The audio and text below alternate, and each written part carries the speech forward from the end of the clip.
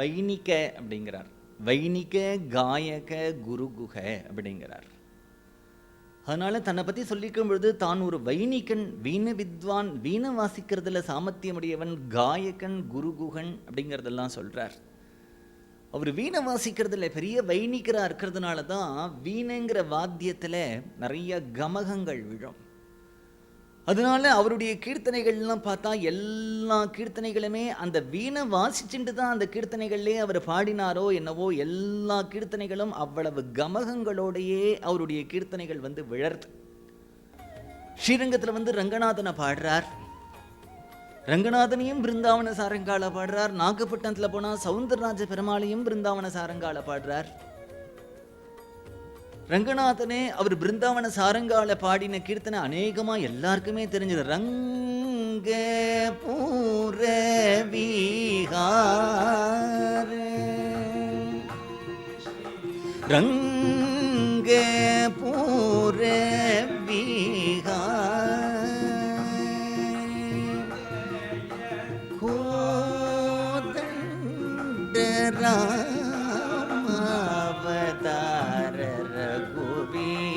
ஸ்ரீ ரங்க பூர விஹார.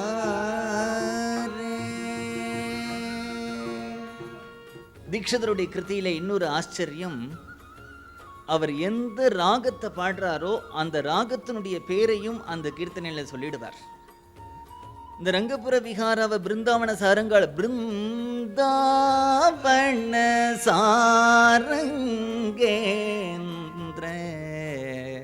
அப்படி ஒரு சாமர்த்தியம் அவருக்கு, கவிதா சாமர்த்தியம். அந்த ராகத்தினுடைய பெயரையும் அதில் அன்வயமாற மாதிரி, பொருந்துற மாதிரி ஒரு இடத்துல பாடிட்டு போயிடுவார். அப்படி எல்லா கீர்த்தனைகளையுமே அவர் என்னென்ன ராகங்கள் பாடியிருக்காரோ அதை பாடுறார். திருவானைக்காவலில் இருக்கக்கூடிய அகிலாண்டேஸ்வரியை துஜாவந்திங்கிற ராகத்துல பாடுறார். மதுரையில் இருக்கக்கூடிய மீனாட்சியே ராஜமாதங்கின்னு பாடுறார். இப்படி ஒவ்வொரு க்ஷேத்திரத்தில் இருக்கக்கூடிய அந்தந்த தேவதைகளை பாடிண்டே வரார் அவர். அப்படி பாடிண்டே இருக்கும் பொழுது திருப்புலானியில் இருக்கக்கூடிய தர்பசயனத்தில் இருக்கக்கூடிய சந்தான கோபாலகிருஷ்ணனை சந்தான கோபாலகிருஷ்ணம் உபாஸ்மகே அப்படிங்கிற ராகத்தில் பாடுறார்.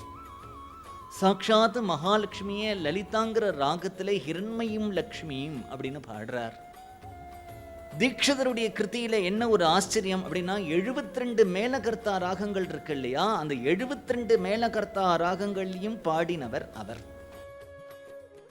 72 மேலகர்த்தா ராகங்கள்ல பாடினது மட்டும் பெருமை இல்லை, 7 பிரதானமான தாளங்கள், 7 பிரதானமான தாளங்களையும் தன்னுடைய சங்கீதத்துல உபயோகப்படுத்தியிருக்கார் தீக்ஷிதர். அது அவருக்கு ஒரு பெருமை.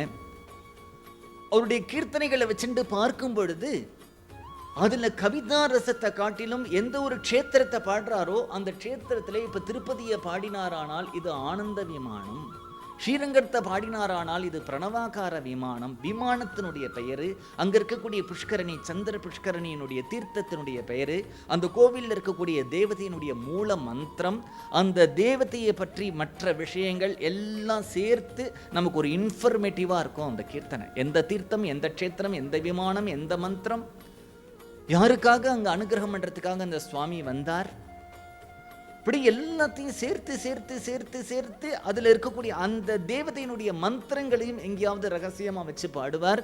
அதனால மந்திர பிரதானமாகவும் இருக்கும் அந்த கீர்த்தனைகள். அதுதான் அவர்கிட்ட இருக்கக்கூடிய ஒரு அழகு. அந்த கீர்த்தனைகள்ல எல்லா கீர்த்தனைகளையும் பொதுவா பார்க்கலாம்.